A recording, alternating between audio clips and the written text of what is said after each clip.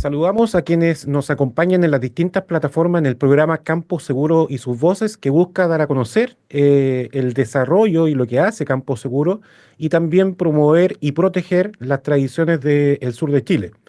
El terrorismo ha asolado la macrozona sur desde el año 1997 con diversos delitos como amenazas, atentados, ataques incendiarios, intimidación y otros que han afectado los derechos humanos de trabajadores, productores agropecuarios y civiles. En ese sentido, el terrorismo, digamos, ha tenido distintos vaivenes y quisimos en este caso invitar a Pablo Urquizar, ex coordinador de seguridad de la macrozona sur, abogado y docente, y además autor del libro Radiografía de la violencia del terrorismo en la macrozona sur. Pablo, muchas gracias por acompañarnos en esta oportunidad. Muchas gracias por la invitación, Francisco. A ver, partamos, digamos, en tu conocimiento primario, que es, cuál es, para que nos entienda, digamos, las personas que nos ven y nos oyen, cuál es tu definición de terrorismo y cuál es la motivación de quienes lo ejercen en la macrozona sur. Mire, la definición de terrorismo que más se usa, ¿cierto? Es una que ya data muchos años, desde el año 1994, en la resolución 158-60 de Naciones Unidas, señaló que era el terrorismo, ¿cierto? Y cuáles son sus elementos fundamentales. Y lo que dijo es que el terrorismo son los actos de carácter delictual realizado con finalidades políticas que lo que buscan es provocar terror y temor en la población, afectando sus derechos fundamentales más básicos. Y en ese sentido, ¿cierto?, se aplica plenamente a lo que está ocurriendo en la macrozona sur. Macrozona sur, donde vemos hoy día 10 orgánicas radicalizadas y terroristas, ¿cierto? La más conocida, la coordinadora Arauco Mayeco, y su finalidad es precisamente tienen motivaciones políticas. Por ejemplo, en el caso de la coordinadora Arauco Mayeco, su finalidad es de índole separatista, es decir, crear un Estado-nación mapuche distinto al Estado de Chile, distinto al Estado de Argentina también, y desde esa forma, ¿cierto?, lo que hacen es utilizar la violencia como método de acción política para conseguir sus objetivos en esa línea. Así es. Y en ese sentido, bueno, lo adelanté un poquito, pero en el envase en el enlace a la segunda pregunta es, efectivamente, cuál es tu concepto y cuál es la radiografía que ejerce en tu libro, a quien, bueno, personalmente leímos muchos del directorio de Campo Seguro, lo recomiendo, digamos, porque digamos que es el único momento bastante preciso respecto a quienes la ejercen y cuáles son sus motivaciones. En ese sentido, precisamente, ¿cuál es tu radiografía zonal de esto en la macrozona sur, pensando en las cuatro regiones afectadas? Y también cómo lo has visto, cómo lo visualizas en lo ocurrido en los últimos 30 años particularmente.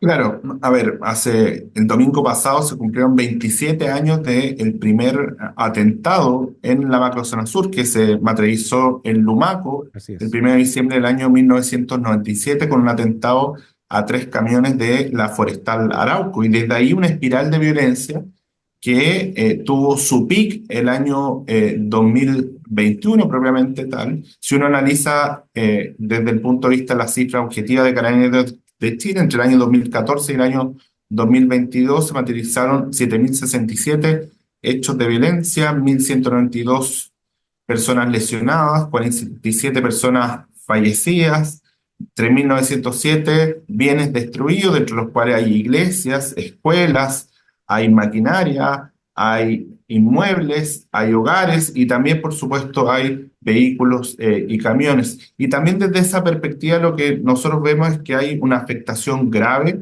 a los derechos fundamentales de familias mapuches y no mapuches que viven en la macrozona sur, en las distintas regiones que la componen, donde la región más afectada es la región de la Araucanía, la sigue la región de Biobío, luego los ríos y posteriormente los lagos, ¿cierto? Pero en esto hay que tener claro una cosa, ¿cierto? Lo que buscan y cuál es la finalidad de estas orgánicas radicalizadas y terroristas, que como ya dije son 10, ¿cierto?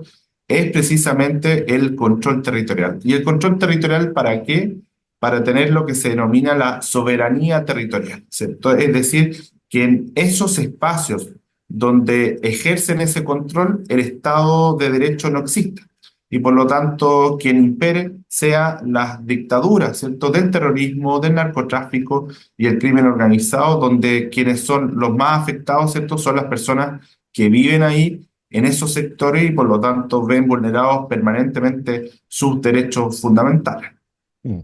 Sí, te lo íbamos a consultar. El concepto de control territorial precisamente que se difunde en estas acciones.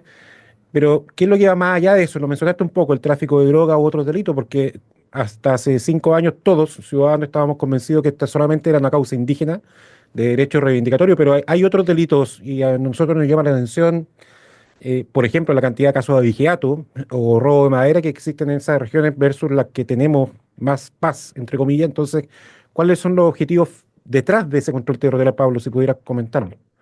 Sí, mire, cuando uno analiza en detalle lo que dice relación con las orgánicas radicalizadas y terroristas, uno de los elementos comunes a esta orgánica radicalizada y terrorista es precisamente la instrumentalización de las legítimas demandas del pueblo mapuche para efectos de poder esconder sus delitos puros y duros. Es decir, cuando hablamos de delitos puros y duros, estamos hablando de narcotráfico, estamos hablando de robo de madera, estamos hablando de tráfico de armas, municiones y una serie de ilícitos lucrativos que obviamente, evidentemente, son delitos a toda costa, ¿cierto? Y en ese contexto, evidentemente, acá hay una doble faz o doble finalidad de estas orgánicas radicalizadas y terroristas. Por un lado, esta finalidad muy clara de índole política separatista, ¿cierto? De manera tal de dejar de lado al Estado de Chile en el imperio del derecho y por otro lado, ¿cierto? Desde el punto de vista de que en esos lugares quien venga, ¿cierto?, a operar sea el crimen organizado y el narcotráfico. Un ejemplo muy claro y palpable, ¿cierto?, es el caso del sector de Temucucuy, donde opera la resistencia Mapuche Maíco. Recordemos que el año 2021, el 7 de enero del año 2021, más de 800 policías de investigaciones de Chile intentaron materializar una orden judicial por narcotráfico y fueron repelidos en base a la inteligencia y contrainteligencia de la resistencia mapuche mayeco y no pudieron materializar la investigación que estaba en curso en ese lugar y en virtud de que era de narcotráfico, ¿cierto? Donde fue asesinado además el subinspector Morales Balcázar de la Policía de Investigaciones y una gran cantidad también de policías heridos y afectados. Eso habla evidentemente de no solo una finalidad de índole política, sino también de control territorial propio de las organizaciones criminales más poderosas de América, como son el Tren de Aragua, Jalisco Nueva Generación, el Cartel de Sinaloa. Otro ejemplo concreto de lo que ocurrió, ¿cierto?, en Cañete el año 2023, precisamente, donde 24, perdón, hace unos meses, el 27 de abril del año 2024, donde precisamente fueron asesinados tres carabineros de Chile, donde fueron ejecutados, no solo fueron ejecutados, sino que fueron trasladados hacia la ruta P-72 en la que une Cañete con Tirúa, ¿cierto?, en la provincia de Arauco, y en ese lugar quemaron, ¿cierto?, la camioneta donde estaban ellos con ellos mismos, ¿cierto? Y por lo tanto, ese es un nivel de señal que se pretende dar a la población y al Estado de Derecho, en donde básicamente se le dicen tres cosas. Primero, el quien manda en esos lugares, ¿cierto?, no es el Estado de Derecho, sino que son las orgánicas radicalizadas y terroristas. En segundo lugar, se manda una señal también a las policías, a las Fuerzas Armadas, que todo aquel que pretenda hacer imperar el Estado de Derecho va a ser asesinado, y también a la población en general, ¿cierto?, de que todos aquellos que colaboren con las policías, con las Fuerzas Armadas, también van a ser asesinados. Por lo tanto, este ribete, ¿cierto?, en donde se cruza el terrorismo con el narcotráfico y el crimen organizado es extremadamente peligroso porque precisamente lo que hace, ¿cierto?, es imperar ese control territorial para tener esa soberanía territorial y por lo tanto dejar de lado cualquier posibilidad de que las personas puedan ejercer sus derechos y libertades más fundamentales. No por nada, Francisco, hoy día llevamos 933 días de un estado de excepción.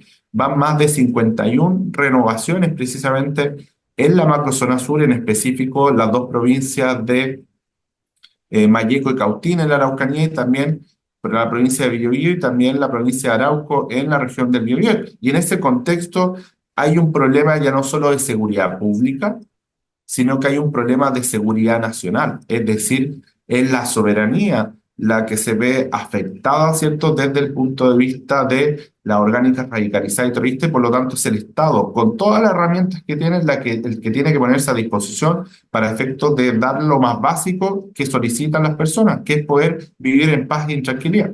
Así es. Nosotros, bueno, desde el punto de vista gremial y de los socios de la ONG particularmente, esperamos una buena acción del aparato estatal, pero también el tema o el aspecto legislativo relevante. Hoy día, afortunadamente, la tramitación de la ley antiterrorista ha avanzado bastante bien. Estamos en los puntos finales. ¿Cuáles crees los trámites finales? ¿Cuáles crees tú que son los puntos más relevantes en esta ley, en esta nueva ley que se va a promulgar? Esta es una nueva ley que tiene luces y sombra.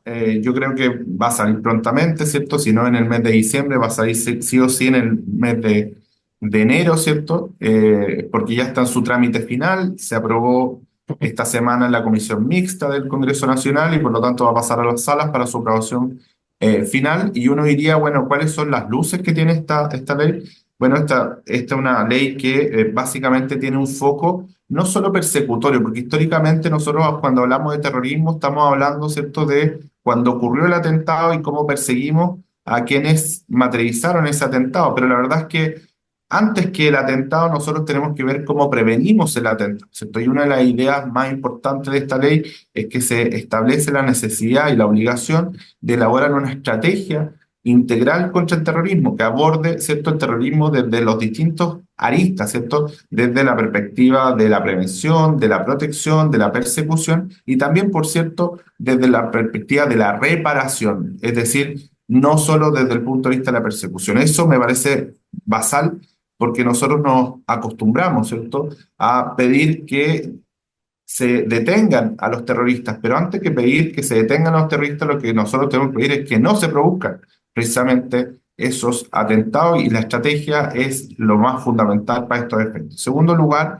desde el punto de vista de las luces, ¿cierto? Es que este es una nueva legislación que crea mecanismos de investigación mucho más fuertes para efectos de poder desarticular el terrorismo propiamente tal, como cuáles, por ejemplo, permite las técnicas especiales de investigación como los agentes encubiertos, como los informantes, como otro tipo también de interceptaciones telefónicas también con una tecnología mayor para efectos de poder ubicar, ¿cierto?, a las personas que forman parte de esta orgánica radicalizada y terrorista.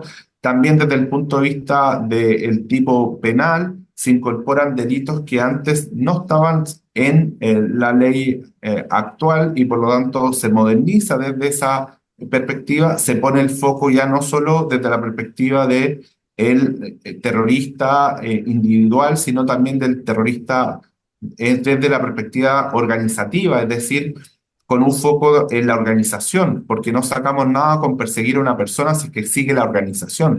Y en ese contexto, ¿cierto? La lógica sigue las más avanzadas, ¿cierto?, legislaciones como la legislación alemana o la legislación española que pone el foco en la organización para desarticular completamente la organización. Por lo tanto, eso me parece que tiene luces muy positivas para efectos de lo que va venir. También otro aspecto positivo es que este es un consenso, ¿cierto?, en donde es el propio Congreso en democracia el que legisla sobre un problema real que está ocurriendo en el país y donde no solo está en la macrozona sur, sino también tenemos amenazas, por ejemplo, de Hezbollah o de otros tipos de terrorismo, no solo nacional, sino también internacional.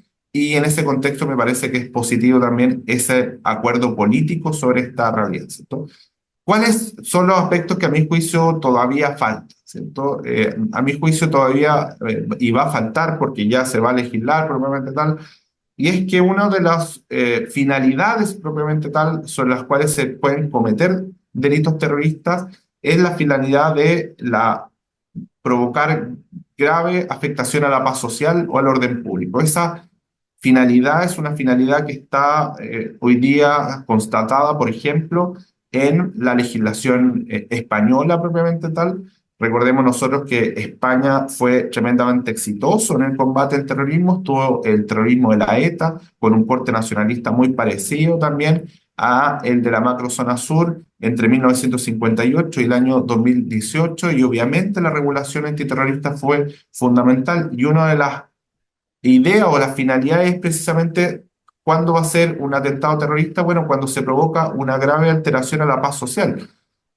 Por ejemplo, lo que ocurrió con Carabineros, ¿cierto? En el caso de Cañete, provoca una grave alteración a la paz pública ese hecho puntual, ¿cierto? Bueno, esa finalidad, por ejemplo, no está hoy día constatada en lo que dice relación con la ley antiterrorista que está en el Congreso Nacional, lo cual evidentemente reduce la posibilidad de ampliar los delitos terroristas, y en ese contexto evidentemente es algo que necesariamente, si sale la ley, es algo que va a tener que reformularse muy, muy prontamente. Lo segundo dice relación con la distinción entre el delito de lo que se denomina el lobo solitario, es decir, cuando Claro. una persona comete el atentado terrorista versus la organización, ¿cierto?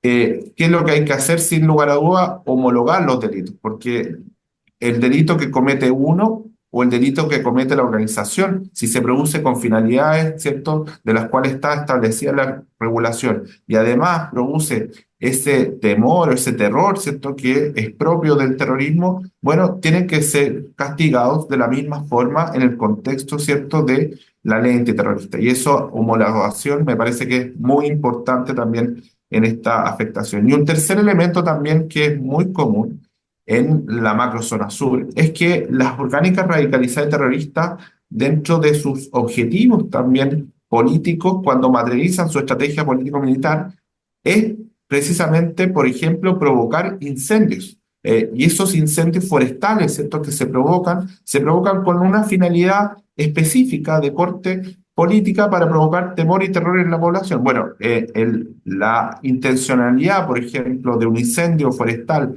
provocado en la macrozona sur no va a ser catalogado en este aspecto como un delito terrorista, y eso evidentemente también me parece que hay que mejorarse. Pero sumando y restando una regulación sin lugar a dudas que viene a fortalecer lo que está ocurriendo en la macrozona sur, y no solo en la macrozona sur, sino que en Chile entero, y que tiene muchos aspectos positivos y otros aspectos que necesariamente, una vez que salga la regulación nueva, hay que mejorarlo precisamente en el Congreso Nacional.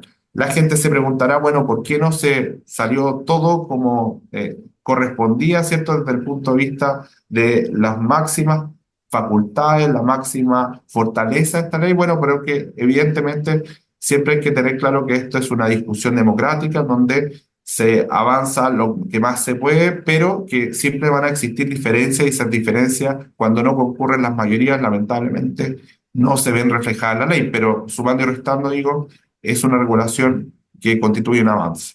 Sí. Pablo, te agradezco, digamos, lo contundente de tu análisis. De hecho, precisamente estos días hemos visto algunos parlamentarios que están amenazando con ir al Tribunal Constitucional por algunas técnicas especiales de investigación, así que esa es parte de la democracia, como tú dices.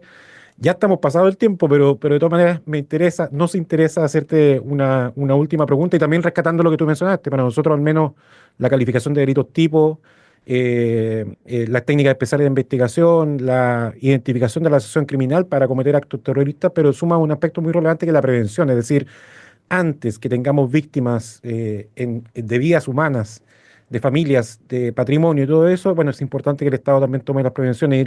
Y orientado a la última pregunta, y también en lo que busca el objetivo principal de esta comisión, es precisamente generar algunas propuestas que permitan abordar lo que se llama el conflicto indígena. ¿Cuál es tu parecer respecto a la comisión? Digamos, ¿cuáles son tus expectativas y respecto a los resultados particularmente, que nosotros también estamos muy atentos, cómo pueda resultar esta comisión para la paz y el entendimiento? A ver, yo creo que acá hay que distinguir dos cosas, ¿cierto?